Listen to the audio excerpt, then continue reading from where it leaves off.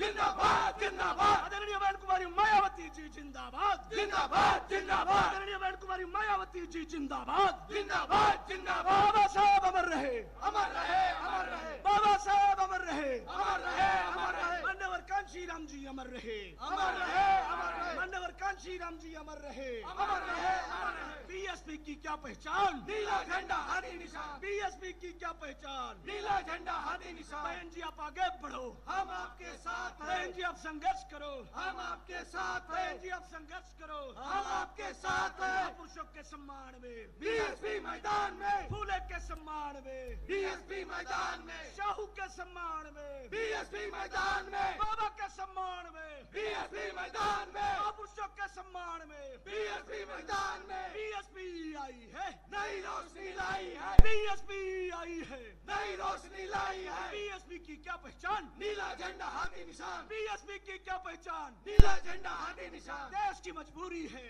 बहन जी जरूरी है, देश की मजबूरी है, बहन जी जरूरी है, देश को बचाना है, बहन जी को लाना है, देश को बचाना है। बहन जी को लाना है। बहुजन समाज पार्टी जिंदाबाद, जिंदाबाद जिंदाबाद, बहुजन समाज पार्टी जिंदाबाद। जिंदाबाद जिंदाबाद, आदरणीय बहन कुमारी मायावती जी जिंदाबाद। जिंदाबाद जिंदाबाद। संविधान के सम्मान में, बीएसपी मैदान में, संविधान के सम्मान में, बीएसपी मैदान में, महापुरुषों के सम्मान में, बीएसपी मैदान में, फूले के सम्मान में, बीएसपी मैदान में, शाहू के सम्मान में, बीएसपी मैदान में, बाबा के सम्मान में बीएसपी मैदान में। कुमारी मायावती जी जिंदाबाद, जिंदाबाद जिंदाबाद, बहन कुमारी मायावती जी जिंदाबाद, जिंदाबाद बहन जिंदाबाद, कुमारी मायावती जी जिंदाबाद, जिंदाबाद बहन जिंदाबाद, कुमारी मायावती जी जिंदाबाद, जिंदाबाद जिंदाबाद, बहन कुमारी मायावती जी जिंदाबाद, जिंदाबाद बहन जिंदाबाद, कुमारी मायावती जी जिंदाबाद, जिंदाबाद जिंदाबाद, बहुजन समाज पार्टी जिंदाबाद। जिंदाबाद जिंदाबाद, आदरणीय बहन कुमारी मायावती जी जिंदाबाद, जिंदाबाद जिंदाबाद, आदरणीय बहन कुमारी मायावती जी जिंदाबाद। जिंदाबाद जिंदाबाद। बाबा साहेब अमर रहे,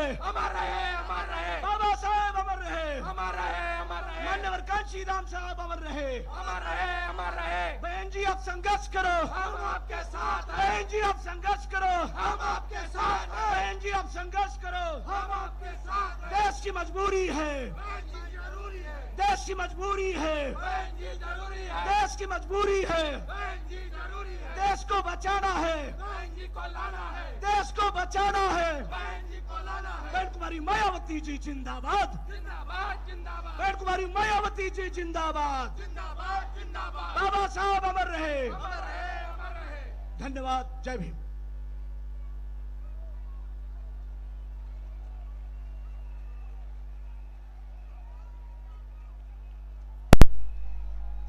आज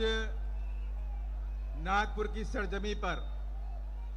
देश में सामाजिक क्रांति की मसीहा मान सम्मान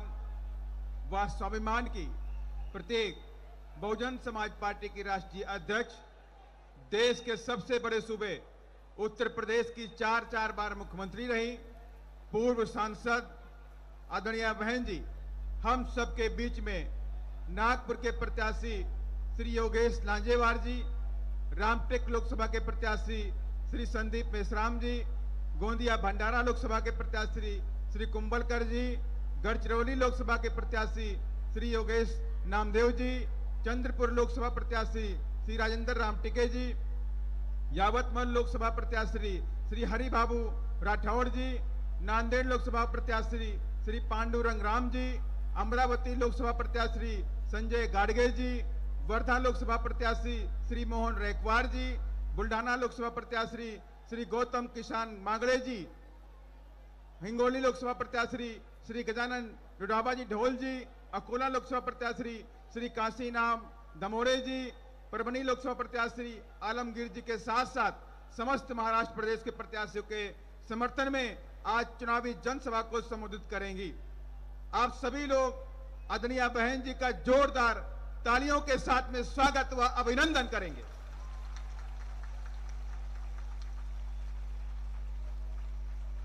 अब पार्टी के वरिष्ठ पदाधिकारीगण आदरणीय बहन जी को तथागत गौतम बुद्ध की प्रतिमा भेंट कर स्वागत व अभिनंदन करेंगे।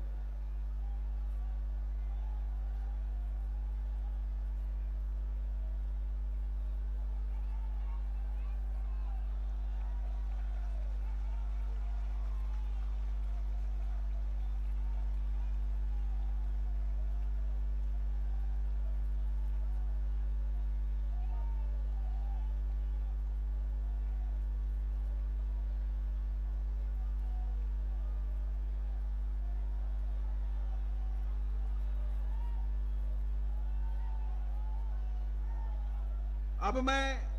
आदरणीय बहन जी से विनम्र आग्रह करता हूं कि आप अपने ख्यालात रखें। आदरणीय बहन जी।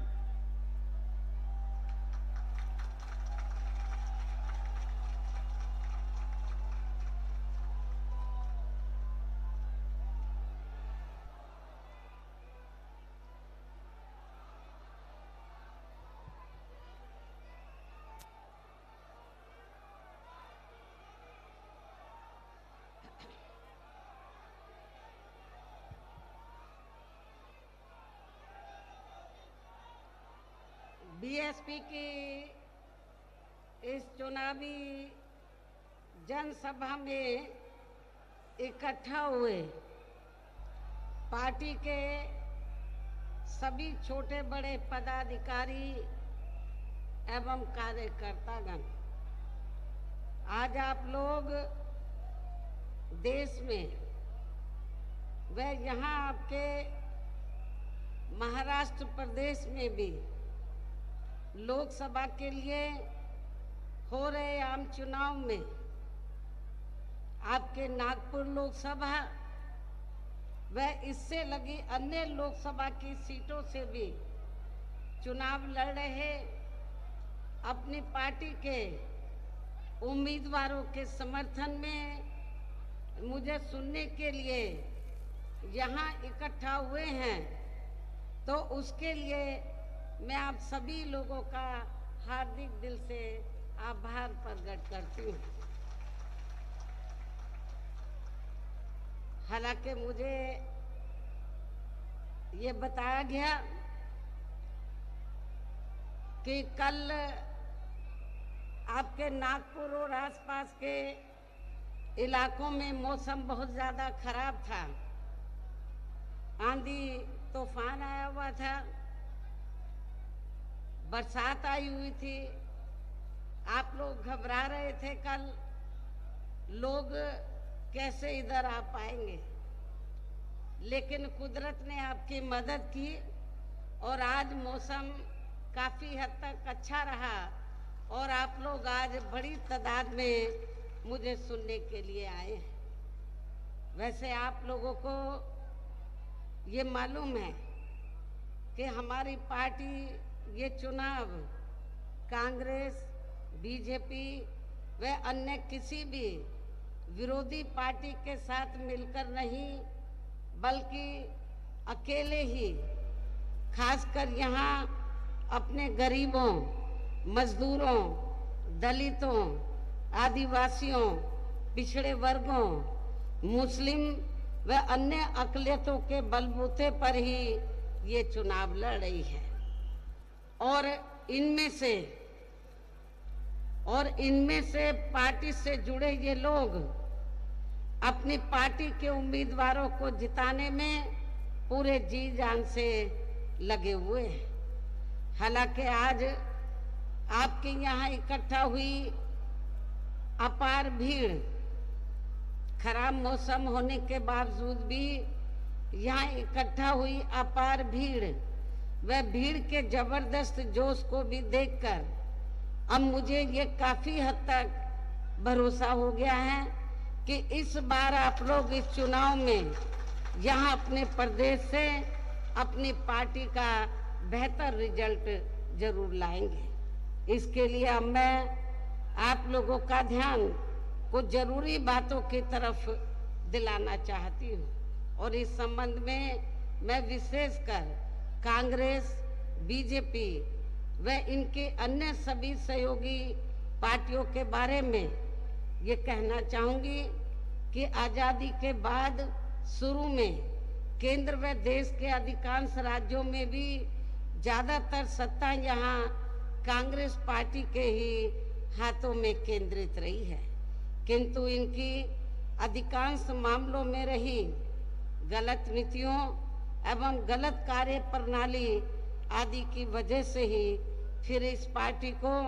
केंद्र व काफी राज्यों की भी सत्ता से बाहर होना पड़ा है और यही स्थिति इनकी सहयोगी पार्टियों की भी बनी रही है, जिसके कारण ही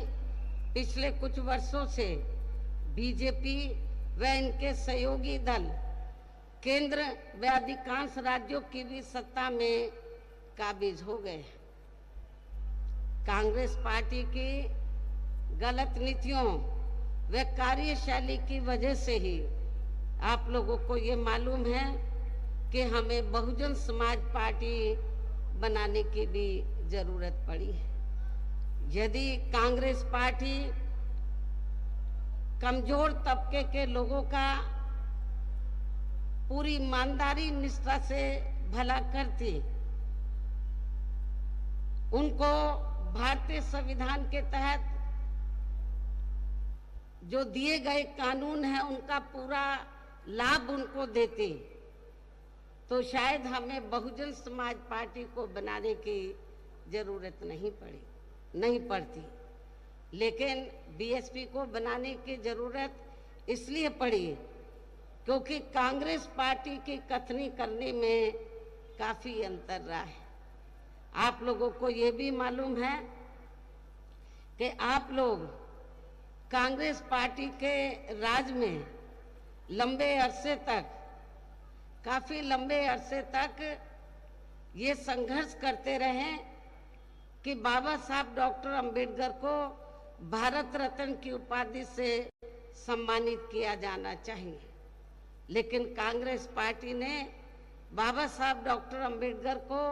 अपने जीते जी उनको भारत रत्न की उपाधि से सम्मानित नहीं किया। और इतना ही नहीं, इनके कारवां को, मूवमेंट को आगे बढ़ाने वाले,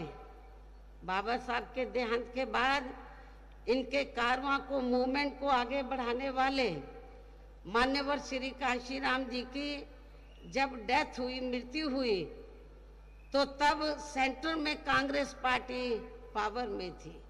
तो सेंटर में कांग्रेस पार्टी ने एक दिन का भी मान्यवर श्री कांशीराम जी के सम्मान में राष्ट्रीय शोक डिक्लेयर नहीं किया था। इतना ही नहीं, बाबा साहब डॉक्टर अंबेडकर के अथक प्रयासों से अति पिछड़े वर्ग के लोगों को जो मंडल कमीशन की जो रिपोर्ट आई उसके तहत जो उनको आरक्षण का लाभ मिलना चाहिए था, तो कांग्रेस पार्टी की सरकार ने सेंटर में अपनी हुकूमत के दौरान मंडल कमीशन की रिपोर्ट को भी लागू नहीं किया, जिसके कारण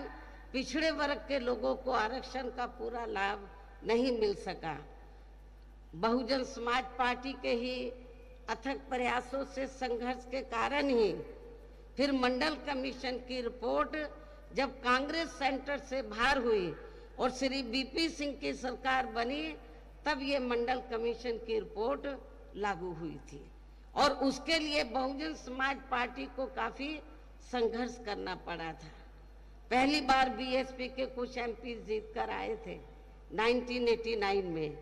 मैं खुद भी जीत कर आई थी। श्री बीपी सिंह चाहते थे कि हम आपका समर्थन चाहते हैं बीएसपी का, और मान्यवर श्री कांशीराम जी को उन्होंने ये कहा कि आप जो भी मंत्रालय मायावती को देना चाहते हैं हम देने के लिए तैयार हैं, लेकिन आप हमें समर्थन दे दीजिए। तो हमने उस समय श्री बीपी सिंह को ये कहा कि हमें कोई मंत्री पद या बड़ी कुर्सी आदि नहीं चाहिए, हमारी केवल दो ही मांगे हैं, परम पूज्य बाबा साहब डॉक्टर अंबेडकर को भारत रत्न की उपाधि से सम्मानित करना और मंडल कमीशन की रिपोर्ट लागू करना। हमने बड़ी कुर्सी ठुकरा दी, लेकिन हमने दलितों के सम्मान में और पिछड़ों के अधिकारों को ध्यान में रखकर हमने कहा कि हम समर्थन देंगे, हमारी ये दोनों मांगे मान लो। श्री बीपी सिंह की सरकार ने उस समय हमारी ये दोनों मांगे मान ली और हमने उनको समर्थन दे दिया। कहने का तात्पर्य ये है कि बीएसपी के अथक प्रयासों से ही तो बाबा साहब डॉक्टर अंबेडकर को उनको भारत रत्न की उपाधि से सम्मानित किया गया और मंडल कमीशन की रिपोर्ट लागू की गई। और कांग्रेस पार्टी की इस किस्म की जो मानसिकता थी, जो गलत नीतियां थी, गलत कार्यशैली थी, जातिवादी जो मानसिकता थी, तो उसके कारण फिर ये पार्टी धीरे धीरे केंद्र व ज्यादातर राज्यों की सत्ता से बाहर हो गई और हमें भी फिर बीएसपी बनाने की जरूरत पड़ी। और जिसके कारण ही फिर पिछले कुछ वर्षों से बीजेपी व इनके सहयोगी दल केंद्र व अधिकांश राज्यों की भी सत्ता में काबिज हो गए और अब इनकी भी ज्यादातर जातिवादी, पूंजीवादी, संकीर्ण, सांप्रदायिक व द्वेषपूर्ण नीतियों एवं कार्य प्रणाली आदि से तथा इनकी कथनी व करनी में भी काफी अंतर होने की वजह से ऐसा लगता है कि इस बार ये पार्टी भी यानी कि भारतीय जनता पार्टी भी केंद्र की सत्ता में आसानी से आने वाली नहीं है, बशर्ते यदि ये चुनाव इस बार फ्री एंड फेयर होता है तथा आम चर्चा के मुताबिक वोटिंग मशीनों में भी कोई गड़बड़ी आदि नहीं की जाती है। और वैसे भी इस बार चुनाव में इनकी कोई भी पुरानी व नई चल रही नाटकबाजी, जुमलेबाजी व गारंटी आदि काम में आने वाली नहीं है, क्योंकि अब देश की जनता काफी हद तक इस बात को समझ चुकी है कि इनकी पार्टी ने अब तक देश के विशेषकर गरीबों, कमजोर तबकों, मध्यम वर्गीय एवं अन्य मेहनतकश लोगों को जो इन्हें अच्छे दिन दिखाने के असंख्य प्रलोभन भरे वायदे किए हैं तथा इनको हवाई व कागजी गारंटी भी काफी दी है, तो उनका जमीनी हकीकत में अभी तक भी इन्होंने लगभग 1/4 हिस्सा भी कार्य पूरा नहीं किया है, बल्कि इसके स्थान पर इनका ज्यादातर समय व ताकत भी यहाँ इनके अपने चहेते रहे बड़े बड़े पूंजीपतियों एवं धन्ना सेठों को ही ज्यादा से ज्यादा मालामाल व धनवान आदि बनाने में ही तथा इन्हें हर स्तर पर छूट देने व बचाने में ही लगी रही है, जिनके अधिकांश आर्थिक सहयोग से ही ये पार्टी व अन्य पार्टियां भी अपना संगठन चलाती हैं तथा चुनाव आदि भी लड़ाती हैं, जिसका काफी हद तक खुलासा माननीय सुप्रीम कोर्ट की सख्ती से बॉन्ड की आई रिपोर्ट से भी हो जाता है तथा जिसमें यानी कि बॉन्ड के जरिए धनवानों से पैसा लेने का अपनी पार्टी के बारे में कहीं पर भी कोई जिक्र नहीं है। हमारी पार्टी ने एक भी पैसा बॉन्ड के जरिए किसी भी पूंजीपति और धन्ना सेठ से नहीं लिया है। इसके साथ ही कांग्रेस पार्टी की तरह ही बीजेपी ने भी केंद्र की तमाम सरकारी जांच एजेंसियों का ज्यादातर राजनीतिकरण ही कर दिया है, जिसकी देश में यह आम चर्चा भी है। इसके अलावा देश के किसान वर्ग भी वर्तमान बीजेपी की सरकार में शुरू से ही अपनी विभिन्न समस्याओं को लेकर काफी ज्यादा दुखी व परेशान रहे हैं और अभी भी है, जबकि यूपी में 4 बार हमारी पार्टी की रही सरकार ने इनके हितों का भी हर स्तर पर विशेष ध्यान रखा है। इतना ही नहीं बल्कि केंद्र में पूर्व की रही कांग्रेसी सरकार की तरह ही वर्तमान भाजपा सरकार में भी इनकी जातिवादी, हीन, सांप्रदायिक एवं पूंजीवादी सोच व नीतियों के चलते ही पूरे देश में सर्व समाज में से खासकर गरीबों, दलितों, आदिवासियों, पिछड़े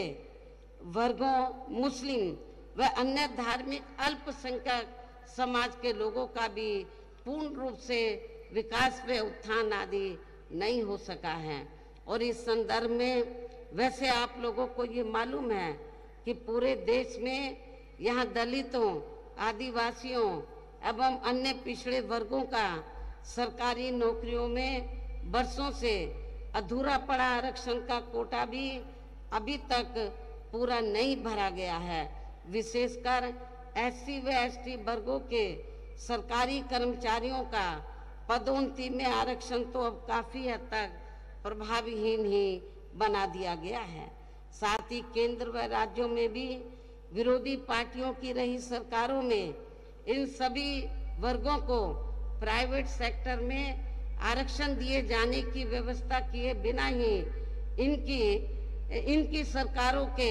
ज्यादातर सरकारी कार्य अब प्राइवेट सेक्टर के जरिए ही इनके बड़े बड़े पूंजीपतियों व धन्ना सेठों आदि को ये दिए जाने के कारण अब इन वर्गों को पूरे देश में आरक्षण का बहुत कम ही लाभ मिल पा रहा है। इसी प्रकार इनका अन्य और मामलों में भी शोषण व उत्पीड़न आदि होना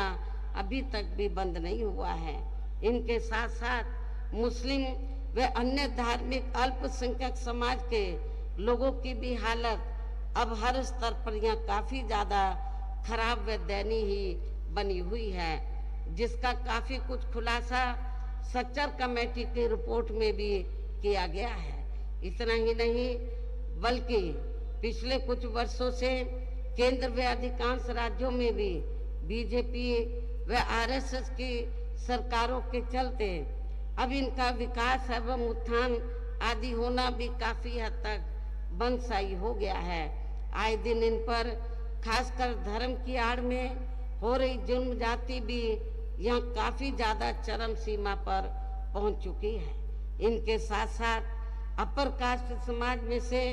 विशेषकर गरीब लोगों की भी हालत हमें कोई खास अच्छी नजर नहीं आती है। इनकी गलत कृषि नीतियों के कारण किसान वर्ग भी आए दिन आंदोलित ही रहता है। साथ ही इनकी गलत आर्थिक नीतियों की वजह से देश की अर्थव्यवस्था पर भी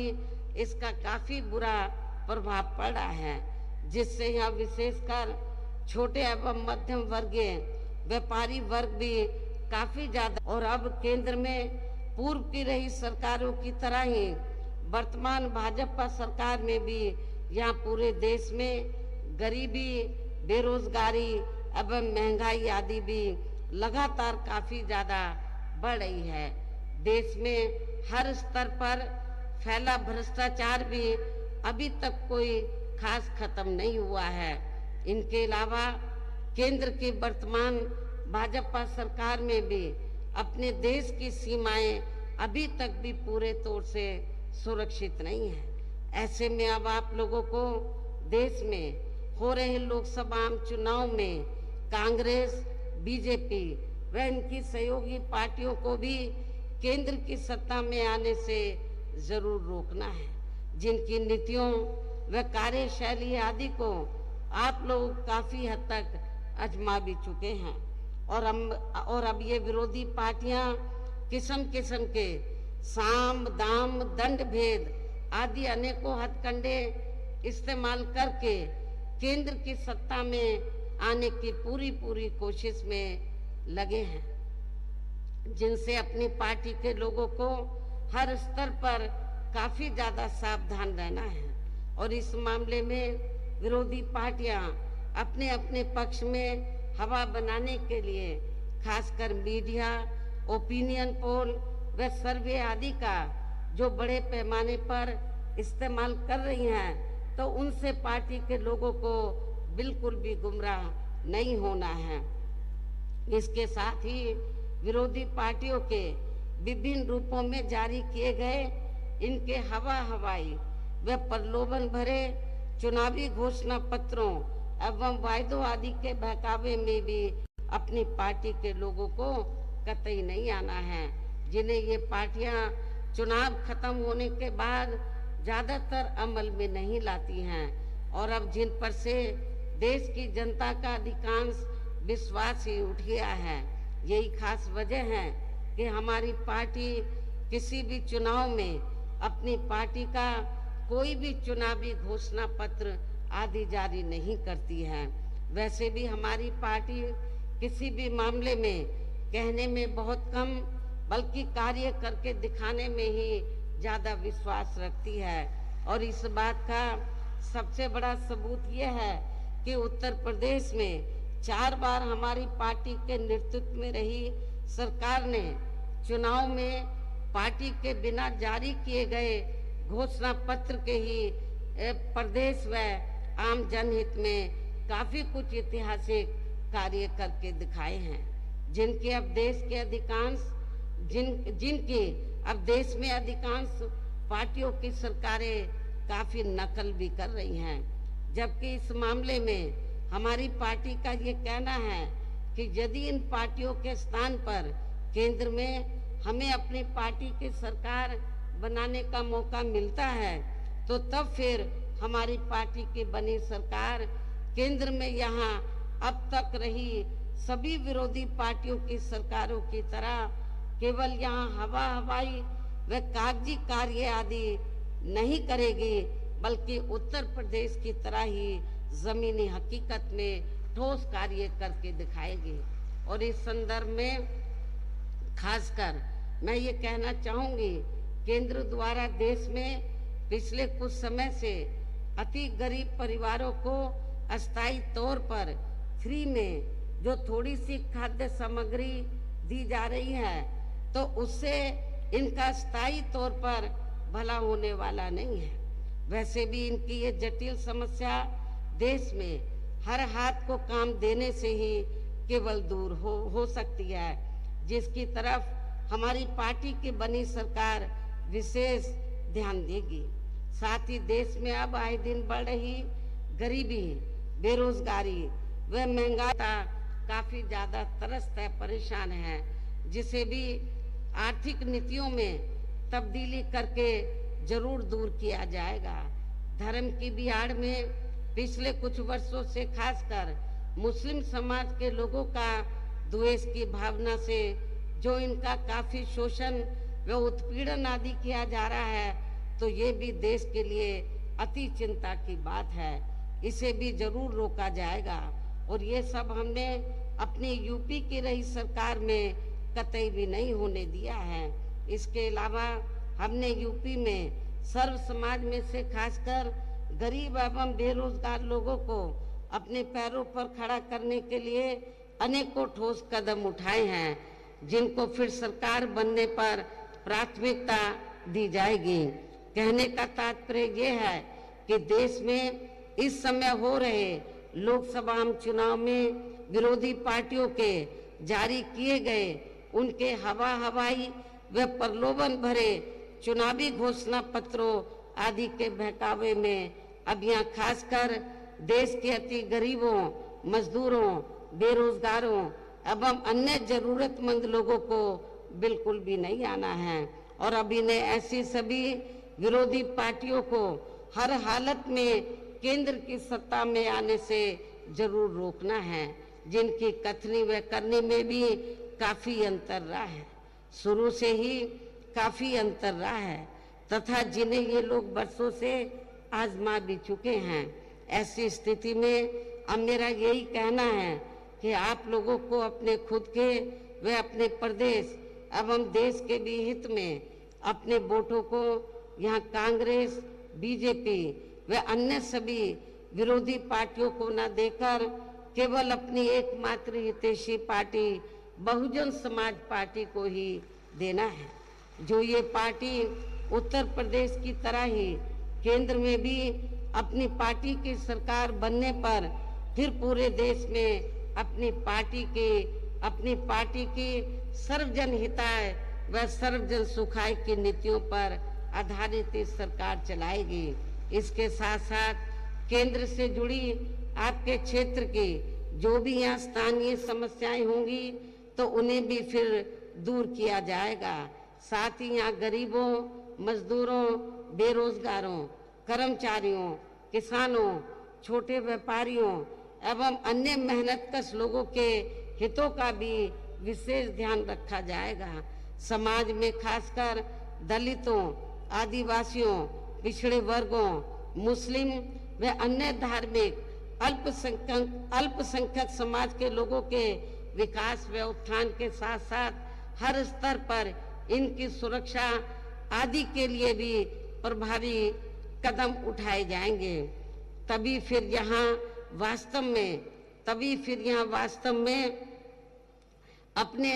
देश के महान संतों, गुरुओं व महापुरुषों में भी विशेषकर महात्मा ज्योतिबा फूले, श्री छत्रपति शाहू जी महाराज,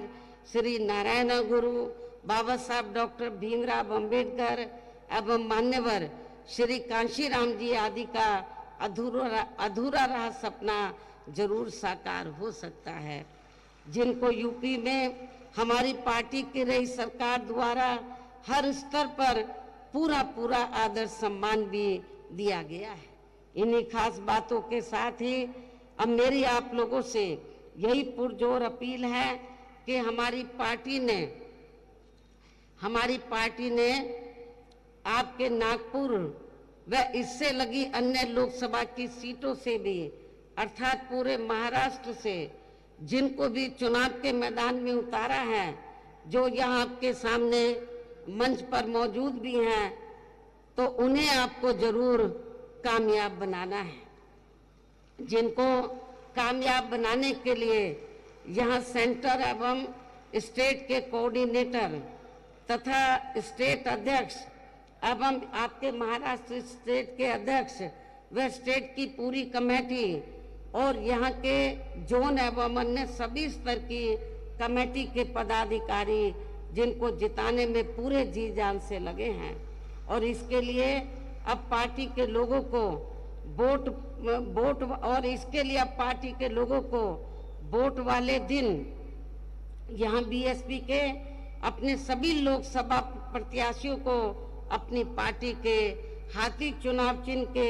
सामने वाले बटन को दबाकर अवश्य ही जिताना है। और इसके लिए अब आप लोगों को वोट पड़ने वाले दिन यहाँ बीएसपी के अपने सभी लोकसभा उम्मीदवारों को पार्टी के हाथी चुनाव चिन्ह के सामने वाले बटन को दबा के इनको जरूर जिताना है, कामयाब बनाना है। इसकी मैं पुनः आपसे अपील करती हूँ। और इस संबंध में यहाँ मैं ये भी कहना चाहूंगी कि आप लोगों को वोट पड़ने वाले दिन सबसे पहले सुबह उठते ही व समय से अपने अपने पोलिंग बूथों पर अपना वोट डालने के लिए जरूर जाना है। इसके बाद ही तब फिर आपको अपना अन्य कोई कार्य करना है। और इस मामले में हमारी महिलाएं भी अपने पुरुषों से पीछे नहीं रहेंगी, जो वोट वाले दिन पुरुषों से बढ़ चढ़कर अपने अपने पोलिंग बूथों में अपने उम्मीदवारों को पोलिंग बूथों पर अपने उम्मीदवारों को वोट डालेंगी। इसके साथ साथ आपका ये भी पूरा प्रयास होना चाहिए कि आपके अपने अपने पोलिंग बूथों का कोई भी वोट पड़ने से ना रह जाए, अर्थात अपनी पार्टी का एक एक वोट समय से जरूर पड़ जाना चाहिए। और अब मैं अंत में पुनः यहाँ अपनी पार्टी के सभी उम्मीदवारों को जो यहाँ मंच पर मौजूद हैं, अपनी पार्टी के इन सभी उम्मीदवारों को पार्टी के हाथी चुनाव चिन्ह के सामने वाले बटन को दबा के उन्हें भारी वोटों के अंतर से जिताने की अपील के साथ ही अब मैं अपनी बात यही समाप्त करूं। लेकिन इससे पहले मैं ये भी कहना चाहूंगी कि परम पूज्य बाबा साहब डॉक्टर अंबेडकर ने अपने जीते जी महाराष्ट्र में उनका, वैसे तो पूरे देश के लिए उन्होंने काम किया, लेकिन महाराष्ट्र में खासकर जो ये उनकी कर्म भूमि रही है, तो बाबा साहब डॉक्टर अंबेडकर ने पूरा प्रयास किया था कि आप महाराष्ट्र सेंटर के साथ साथ खासकर महाराष्ट्र स्टेट की पॉलिटिकल पावर की मास्टर की आप लोग अपने हाथ में लें। लेकिन उनके जीते जी आप लोग इसमें कामयाब नहीं हो सके। उनके देहांत के बाद फिर इनके कारवां को, अधूरे पड़े कारवां को मान्यवर श्री कांशीराम जी ने तो मंजिल तक पहुंचाने का पूरा अथक प्रयास किया। इत्तेफाक से मान्यवर श्री कांशीराम जी की ये भी महाराष्ट्र की कर्म भूमि रही। उन्होंने पूना से इस मूवमेंट को शुरू किया, पूरे महाराष्ट्र में लेकर गए, पूरे देश में लेकर गए, बहुत मेहनत की उन्होंने। लेकिन उनके जीते जी आप लोगों ने उनको निराश ही रखा, बाबा साहब को भी निराश किया, मान्यवर श्री कांशीराम जी को भी निराश किया। अब दोनों हमारे बीच में नहीं है। मेरे आप लोगों से पुरजोर अपील है कि यदि आप लोग वास्तव में परम पूज्य बाबा साहब डॉक्टर भीमराव अंबेडकर और मान्यवर श्री कांशीराम जी के आप